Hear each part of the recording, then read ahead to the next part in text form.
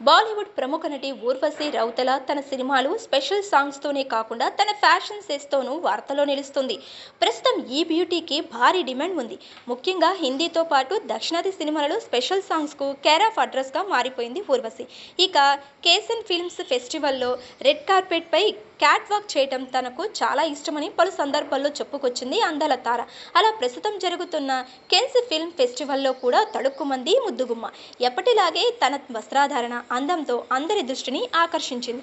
అయితే కెన్స్ film festival నిర్వాహకులు ఊర్వశిని అవమానించారని వార్తలు వస్తున్నాయి. కాన్ ఫెస్ట్లో ఊర్వశి రౌతెల మరికొందరు ప్రముఖులతో కలిసి రెడ్ కార్పెట్పై నడిచారు. అక్కడ వందలాది మంది కెమెరాలకు పోజులిచ్చారు. అయితే అక్కడి భద్రతా సిబ్బంది ఊర్వశి రౌతెలను బలవంతంగా బయటకు పంపించారని సమాచారం. ఊర్వశిని భద్రతా సిబ్బంది రెడ్ కార్పెట్ ను విడిచి వెళ్లిపోవాలన్నట్టు వీడియోలు సోషల్ మీడియాలో చక్కర్లు కొడుతున్నాయి. నిజానికి అక్కడ జరిగింది వేరేలా ఉంది. ఈసారి కెన్స్ రెడ్ కార్పెట్ కోసం కొన్ని నియమాలు రూపొందించారు.